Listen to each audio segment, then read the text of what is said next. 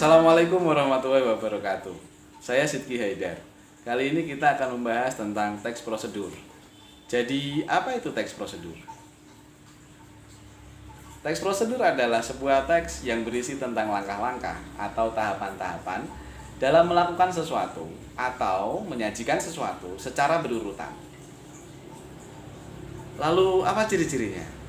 Ciri-cirinya ada 4. Yang pertama, teks prosedur menggunakan pola kalimat imperatif atau kalimat perintah.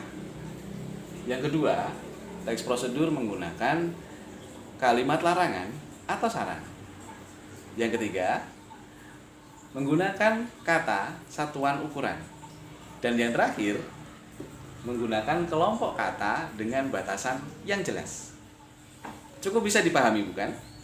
Mari kita lanjutkan.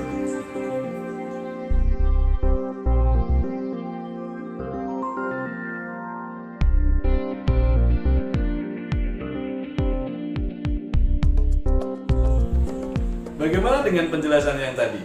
Cukup jelas, bukan? Selanjutnya kita akan membahas tentang struktur teks prosedur. Jadi, bagaimana bentuk struktur teks prosedur? Ini dia. Nah, kita dapat melihat bahwa strukturnya terdiri dari 4 unsur. Yang pertama adalah tujuan. Yang kedua adalah bahan dan alat. Yang ketiga adalah langkah-langkah. Dan yang keempat adalah simpulan. Untuk lebih jelasnya, mari kita lihat contoh berikut ini.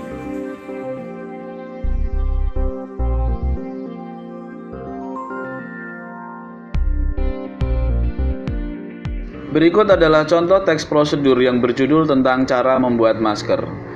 Untuk dapat membaca contoh teks prosedur ini dengan seksama, kalian dapat menghentikan sejenak video ini. Pada teks prosedur ini terdiri dari 4 unsur. Yang pertama adalah tujuan, yang berisi tentang fungsi masker untuk mencegah berbagai macam penyakit dan juga untuk menunjang penampilan. Pada bagian kedua, berisi tentang alat dan bahan, yang merupakan hal-hal yang dibutuhkan untuk membuat masker. Pada bagian ketiga, berisi tentang langkah-langkah atau tahapan-tahapan dalam membuat masker.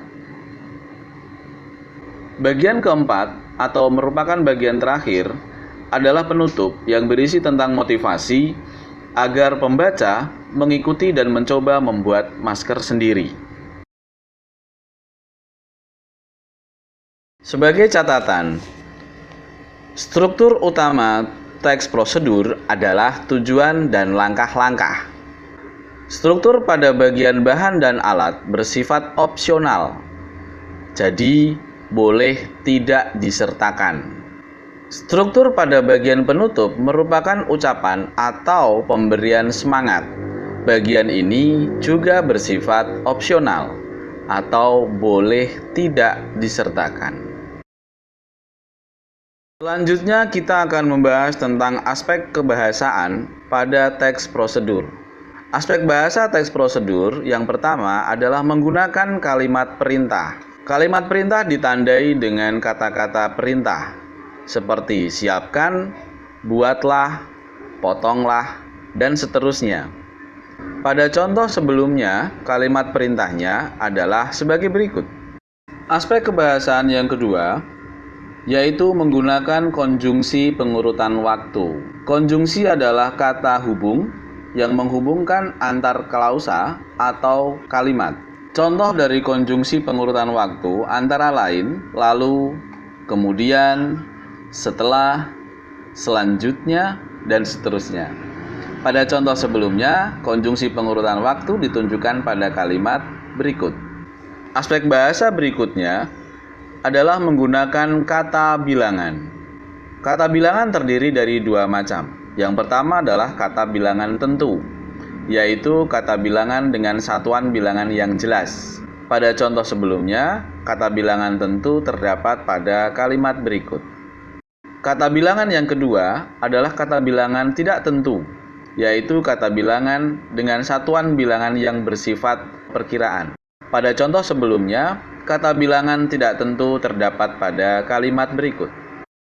Aspek bahasa berikutnya adalah menggunakan kata keterangan. Kata keterangan terdiri dari 3 macam. Yang pertama adalah kata keterangan alat yang dapat dilihat pada contoh kalimat berikut ini. Yang kedua adalah kata keterangan cara, dapat dilihat pada contoh kalimat berikut ini. Yang ketiga adalah kata keterangan tujuan, dapat dilihat pada contoh berikut ini. Aspek kebahasaan selanjutnya adalah kata saran dan larangan. Kata saran merupakan kata anjuran. Pada contoh sebelumnya, kata saran terdapat pada kalimat berikut ini. Larangan, pada contoh sebelumnya, kata larangan terdapat pada kalimat berikut ini. Aspek bahasa berikutnya adalah menggunakan akhiran i dan kan. Untuk melihat akhiran i dan kan, kalian bisa melihat kata dasarnya. Contohnya, siapkan berasal dari kata siap ditambah akhiran kan. Satukan berasal dari kata satu ditambah akhiran kan. Hiasi berasal dari kata hias ditambah akhiran i.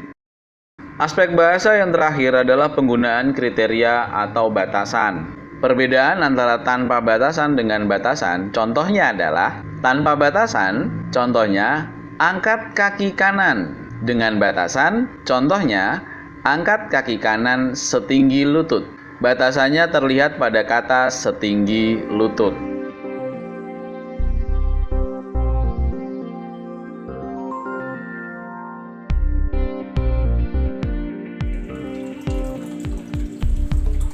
Itu tadi adalah pembahasan tentang teks prosedur. Semoga bermanfaat dan selamat mencoba membuat teks prosedur kalian masing-masing. Sampai jumpa lagi di media pembelajaran berikutnya. Assalamualaikum warahmatullahi wabarakatuh.